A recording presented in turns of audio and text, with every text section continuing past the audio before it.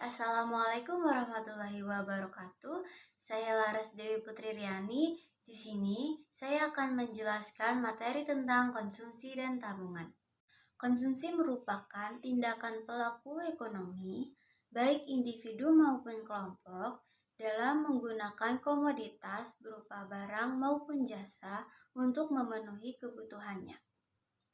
Konsumsi adalah semua penggunaan barang dan jasa yang dilakukan manusia untuk memenuhi kebutuhan hidupnya. Barang dan jasa yang digunakan dalam proses produksi tidak termaksud konsumsi, karena barang dan jasa itu tidak digunakan untuk memenuhi kebutuhan hidup manusia. Barang dan jasa dalam proses produksi ini digunakan untuk memproduksi barang lain. Secara agregat, konsumsi merupakan penjumlahan dari pengeluaran seluruh rumah tangga yang ada dalam suatu perekonomian. Secara luas, definisi konsumsi mengambil istilah dari dua bahasa yang berbeda, yaitu Belanda dan bahasa Inggris. Dalam istilah dari bahasa Belanda, konsumsi berasal dari kata konsumti, yaitu segala kegiatan dan dipergunakan dalam tujuan untuk mengambil kegunaan pada suatu produk dan jasa. Sedangkan dari bahasa Inggris, konsumsi berasal dari kata consumption, yang berarti pemakaian, penggunaan, pemanfaatan, dan pengeluaran. Seperti yang diketahui, cakupan konsumsi sangat luas dan tidak terbatas hanya pada suatu benda maupun jasa tertentu. Secara umum, pengeluaran konsumsi terbagi menjadi dua, yaitu konsumsi pemerintah dan konsumsi rumah tangga. Namun, dalam pembahasan kali ini akan lebih menekankan pada konsumsi rumah tangga. Alasannya sebagai berikut. Yang pertama, konsumsi rumah tangga memiliki porsi yang lebih besar dalam pengeluaran agregat jika dibandingkan dengan konsumsi pemerintah. Yang kedua, konsumsi rumah tangga bersifat endogen, dalam arti besarnya konsumsi rumah tangga berkaitan erat dengan faktor-faktor lain yang mempengaruhinya. Keterkaitan ini akan menghasilkan teori dan model ekonomi sendiri untuk konsumsi. Yang ketiga, perkembangan masyarakat begitu cepat menyebabkan perilaku konsumsi juga berubah cepat, sehingga pembahasan tentang konsumsi rumah tangga akan tetap relevan. Ada beberapa pengertian konsumsi menurut para ahli. Menurut Drs. Hananto dan Sukarto TJ, konsumsi adalah bagian dari penghasilan yang dipergunakan untuk membeli barang-barang atau jasa-jasa guna memenuhi hidup. Menurut Albert C. Myers, konsumsi adalah penggunaan barang-barang dan jasa yang langsung dan terkait guna memenuhi kebutuhan hidup manusia. Menurut ilmu ekonomi, konsumsi adalah setiap kegiatan memanfaatkan, menghabiskan kebutuhan demi menjaga kelangsungan hidup. Faktor-faktor yang mempengaruhi besarnya pengeluaran konsumsi rumah tangga antara lain, faktor ekonomi. Ada 4 faktor menentukan tingkat konsumsi, yaitu yang pertama, pendapatan rumah tangga. Pendapatan rumah tangga amat besar pengaruhnya terhadap tingkat konsumsi. Biasanya, makin baik tingkat pendapatan, tingkat konsumsi makin tinggi. Karena ketika tingkat pendapatan meningkat, kemampuan rumah tangga untuk membeli aneka kebutuhan konsumsi menjadi semakin besar, atau mungkin juga pola hidup menjadi semakin konsumtif. Setidak-tidaknya semakin menuntut kualitas yang baik. Yang kedua, kekayaan rumah tangga. Tercakup dalam pengertian kekayaan rumah tangga adalah kekayaan real atau rumah, tanah, dan mobil, dan finansial atau deposito jangka, saham, dan surat-surat berharga. Kekayaan tersebut dapat meningkatkan konsumsi karena menambah pendapatan disposibel. Yang ketiga, tingkat bunga.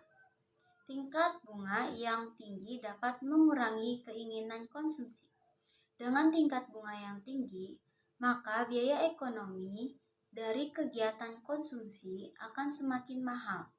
Bagi mereka yang ingin menggunakan kartu kredit, biaya bunga akan semakin mahal sehingga lebih baik menunda atau mengurangi konsumsi. Yang keempat, perkiraan tentang masa depan.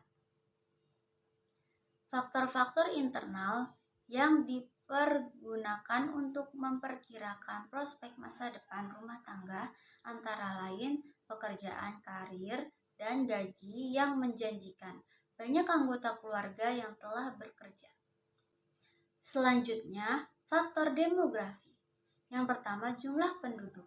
Jumlah penduduk yang banyak akan memperbesar pengeluaran konsumsi secara menyeluruh.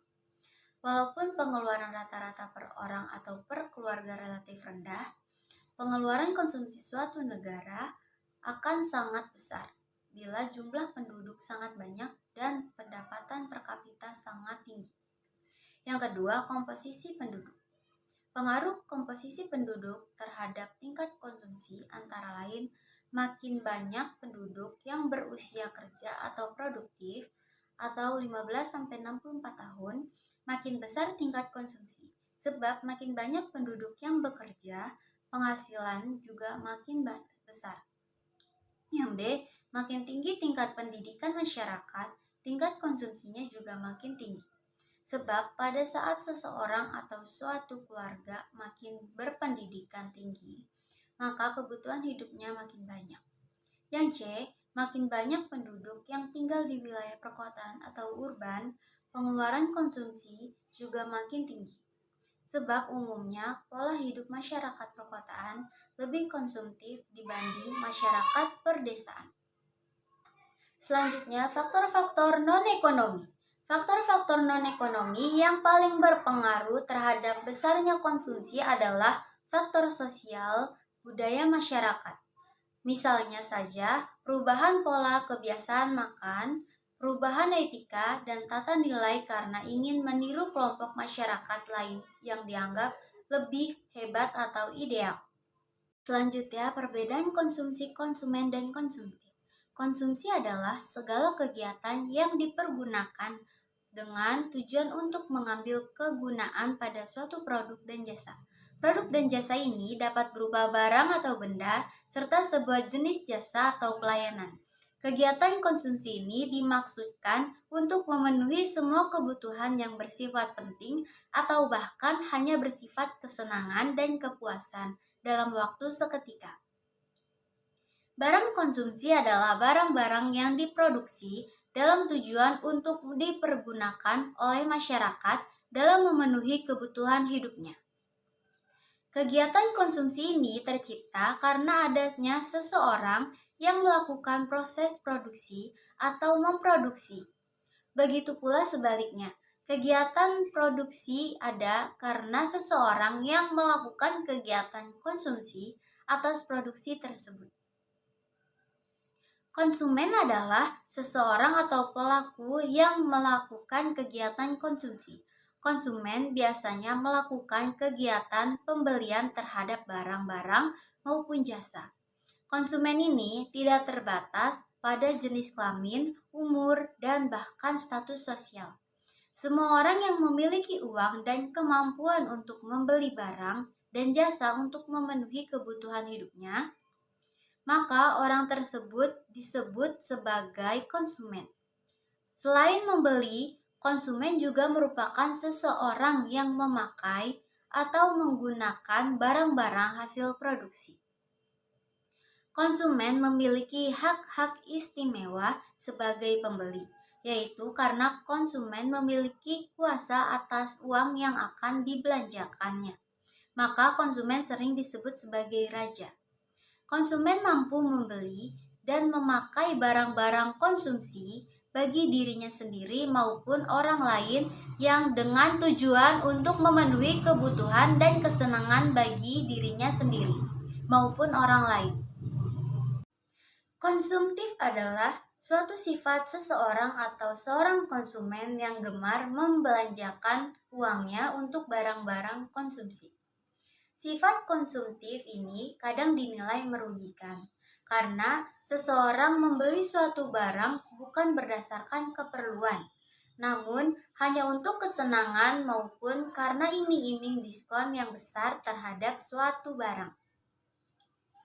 Konsumen ini tidak akan memerlukan waktu yang lama untuk melihat, menilai, dan mempertimbangkan untuk membeli suatu barang, melainkan langsung membeli tanpa memikirkan manfaat barang tersebut di masa depan. Kegiatan konsumtif ini adalah kegiatan konsumsi dan pemakaian barang yang berlebihan dan tidak baik apabila dilakukan dalam jangka waktu yang panjang atau berkelanjutan. Karena sifat konsumtif manusia akan mengakibatkan sifat ketergantungan dan sifat tersebut akan sangat sulit untuk dihilangkan serta menimbulkan efek yang negatif. Apa sih fungsi konsumsi? Fungsi konsumsi adalah suatu fungsi yang menggambarkan hubungan antara tingkat konsumsi rumah tangga dengan pendapatan nasional dalam suatu perekonomian. Dalam pengertian lain, fungsi konsumsi adalah suatu kurva yang menggambarkan sifat hubungan di antara tingkat konsumsi rumah tangga dalam perekonomian dengan pendapatan nasional atau pendapatan disposable perekonomian tersebut. Berikut fungsi konsumsi yang paling sederhana adalah fungsi garis lurus atau fungsi linear sebagai berikut. C sama dengan CO plus BY atau C sama dengan A plus BY, di mana C sama dengan konsumsi, Y sama dengan disposable income yaitu pendapatan yang siap untuk dibelanjakan, CO sama dengan autonomous consumption, menunjukkan besarnya konsumsi pada saat pendapatan nasional sebesar 0.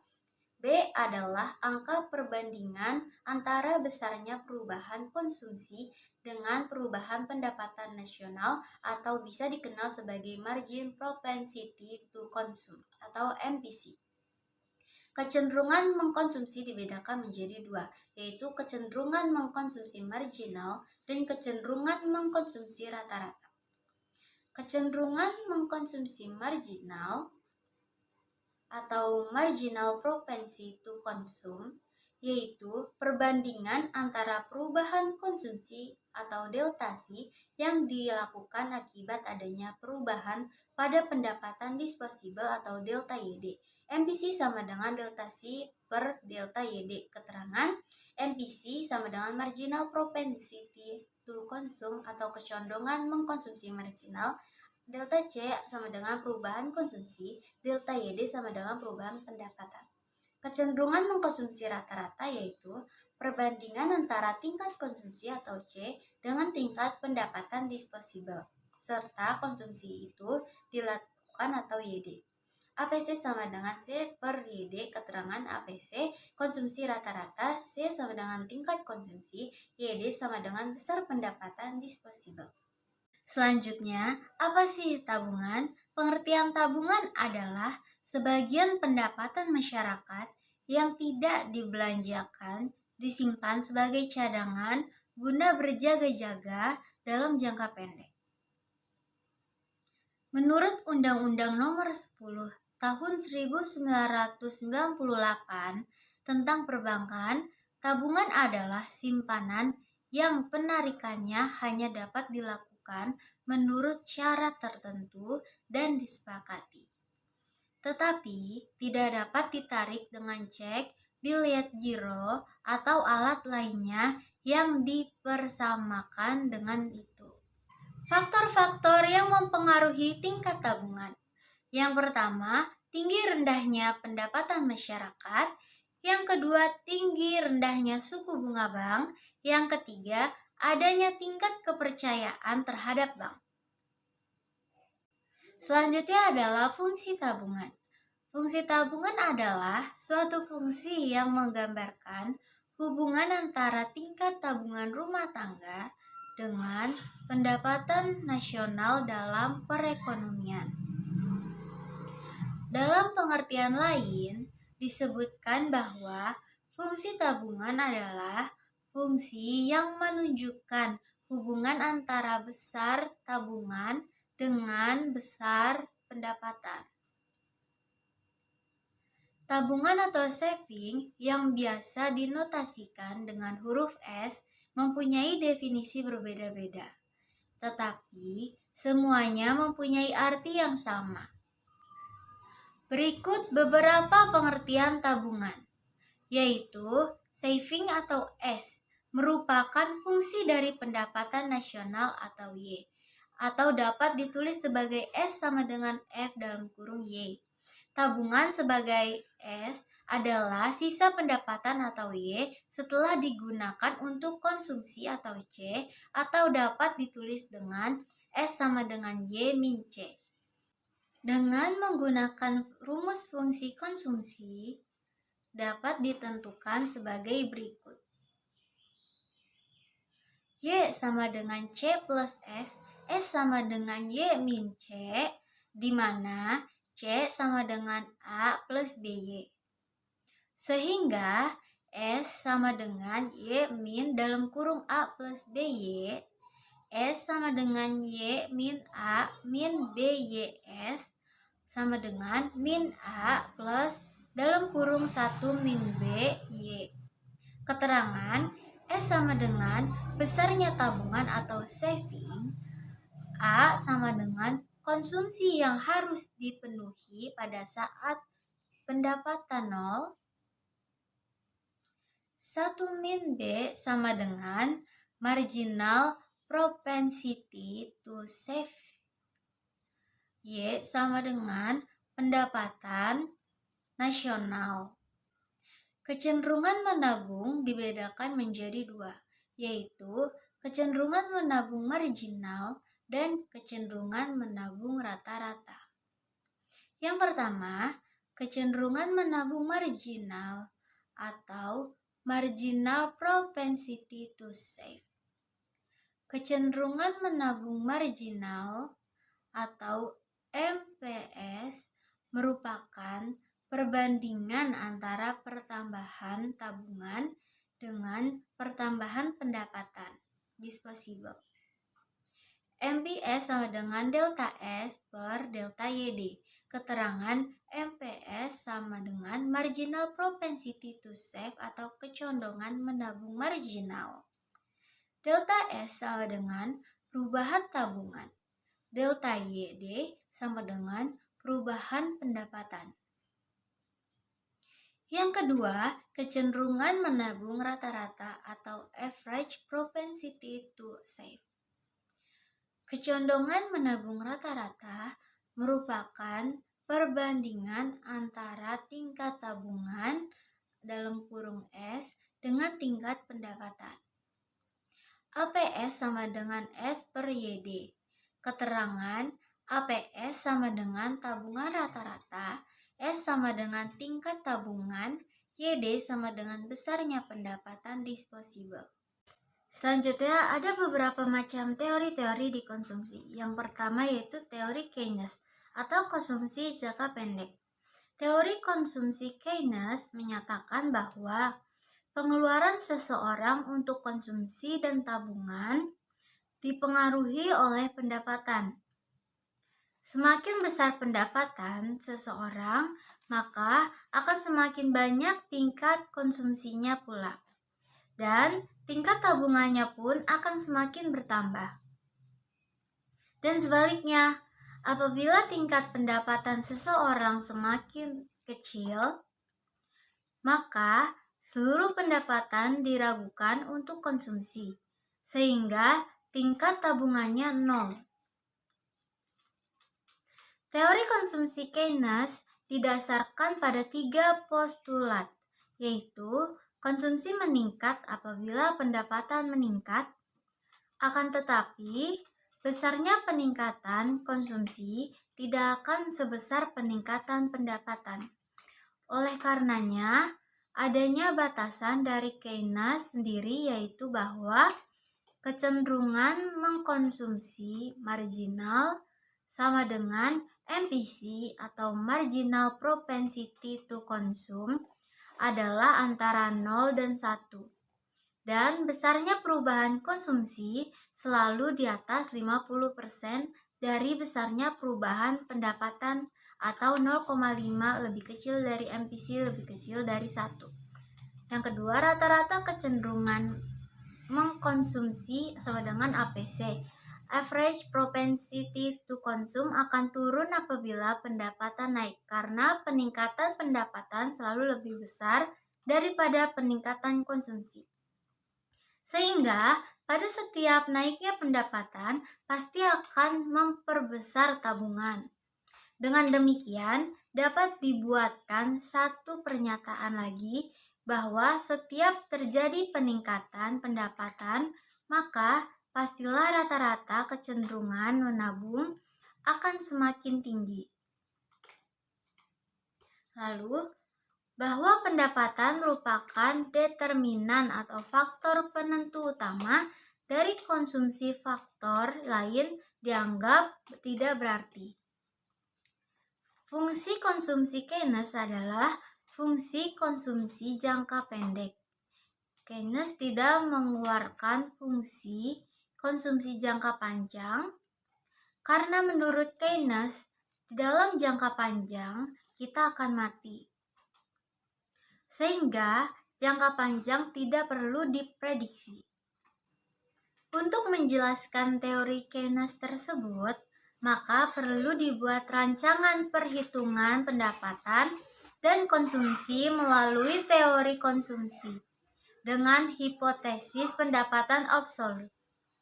Teori tersebut menyatakan bahwa jumlah pengeluaran konsumsi berkaitan dengan pendapatan negara, yaitu dapat mempengaruhi fluktuasi perekonomian negara, di mana hal tersebut dapat diukur berdasarkan harga konstan. Fungsi konsumsi Keynes adalah C sama dengan CO plus CYD, di mana C sama dengan konsumsi, CO sama dengan konsumsi autonomous, B sama dengan marginal propensity to consume atau MPC, YD sama dengan pendapatan disposable atau pendapatan yang bisa digunakan untuk konsumsi. Dalam kurung, YD sama dengan Y min TX plus TR, di mana TX sama dengan pajak, TR sama dengan subsidi atau transfer. Dari rumus tersebut dapat diperoleh rata-rata konsumsi atau average propensity to consume atau APC, yaitu perbandingan jumlah konsumsi dibandingkan dengan pendapatan. APC sama dengan C per Y, kemudian jika terjadi perubahan yaitu tambahan pendapatan sehingga menambah jumlah konsumsi, maka dapat dihitung dengan marginal propensity to consume atau perubahan konsumsi yang terjadi karena pendapatan yang meningkat. MPC sama dengan delta C per delta Y. Yang kedua, teori Kuznets atau konsumsi jangka panjang. Simon Kuznets menemukan bahwa rasio konsumsi terhadap pendapatan cenderung stabil dari dekade ke dekade, meskipun terdapat kenaikan yang besar dalam pendapatan. Temuan Kuznets menunjukkan bahwa kecenderungan mengkonsumsi rata-rata hampir konstan selama periode waktu yang panjang. Asumsi berdasarkan studi Kuznets, panjang perorangan dan pembayaran transfer adalah kecil, atau dalam periode ini menggunakan pendapatan total atau GPN sebagai proksi untuk pendapatan disposable atau YD. Jika pendapatan hubungan antara konsumsi dan pendapatan disposable, maka juga ada hubungan antara konsumsi dan GPN. Yang ketiga, hipotesis pendapatan relatif atau relative income hypothesis. James Dusanbery mengemukakan bahwa pengeluaran konsumsi suatu masyarakat ditemukan terutama oleh tingginya pendapatan tertinggi yang pernah dicapainya. Dalam teorinya, Dusanbery menggunakan dua asumsi, yaitu yang pertama, selera sebuah rumah tangga atas barang konsumsi adalah interdependen. Artinya, pengeluaran konsumsi rumah tangga dipengaruhi oleh pengeluaran yang dilakukan oleh orang sekitarnya. Sebagai misal, seseorang yang memiliki kemampuan pengeluaran konsumsi yang sederhana tinggal di tempat masyarakat yang pengeluaran konsumsinya serba kecukupan. Secara otomatis, ada rangsangan dari orang tersebut untuk mengikuti pola konsumsi di masyarakat sekitarnya. Yang kedua, pengeluaran konsumsi adalah irreversible. Artinya, pola pengeluaran seseorang pada saat penghasilan naik berbeda dengan pola pengeluaran pada saat penghasilan mengalami penurunan. Sebagai misal, apabila pendapatan seseorang mengalami kenaikan secara otomatis, konsumsi juga mengalami kenaikan dengan proporsi tertentu. Dan apabila pendapatan mengalami penurunan, maka juga akan diikuti oleh penurunan konsumsinya. Yang keempat, teori konsumsi dengan hipotesis pendapatan permanen atau permanent income hypothesis. Teori dengan hipotesis pendapatan permanen dikemukakan oleh M. Friedman. Menurut teori ini, pendapatan masyarakat dapat digolongkan menjadi dua, yaitu pendapatan permanen, pendapatan income, dan pendapatan sementara atau transitory income. Pendapatan permanen dapat diartikan yang pertama, pendapatan yang selalu diterima pada setiap periode tertentu dan dapat diperkirakan sebelumnya. Misalnya, pendapatan dari gaji, upah. Yang kedua, pendapatan yang diperoleh dari semua faktor yang menentukan kekayaan seseorang atau yang menciptakan kekayaan yang dimiliki seseorang dapat dikelompokkan sebagai berikut. Yang pertama, kekayaan non-manusia atau non-human wealth adalah bentuk kekayaan fisik, yaitu barang-barang konsumsi tahan lama atau gedung, rumah, obligasi, dan sebagainya. Yang kedua, kekayaan manusia atau human wealth adalah dalam bentuk kemampuan yang melekat pada diri manusia itu sendiri, atau keahlian, pendidikan, dan sebagainya. Ada dua asumsi mengenai hubungan antara pendapatan permanen dengan pendapatan sementara. Yang pertama, tidak ada korelasi antara pendapatan permanen dengan pendapatan transitori, karena pendapatan sementara merupakan faktor kebetulan saja. Yang kedua, pendapatan sementara tidak mempengaruhi pengeluaran konsumsi. Yang kelima, hipotesis siklus hidup atau life cycle hypothesis di masa depan. Model siklus hidup ini membagi perjalanan hidup manusia menjadi 3 periode.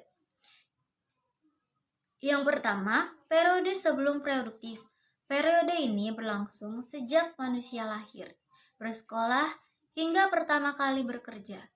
Berkisaran antara 0 sampai 20 tahun. Pada masa periode ini, umumnya manusia belum mempunyai pendapatan, sehingga konsumsi bergantung pada anggota keluarga lain yang sudah berpendapatan atau berpenghasilan. Yang kedua, periode produktif. Periode ini umumnya berlangsung antara 20 sampai 60 tahun. Selama periode ini tingkat penghasilan pun meningkat cepat dan pencapaian puncaknya pada usia 50 tahun. Lalu kemudian menurun sampai akhirnya tidak berpenghasilan lagi. Yang ketiga, periode tidak produktif lagi. Periode ini berlangsung pada usia 60 tahun ke atas, yang mana tidak memungkinkan untuk bekerja dan mempunyai penghasilan.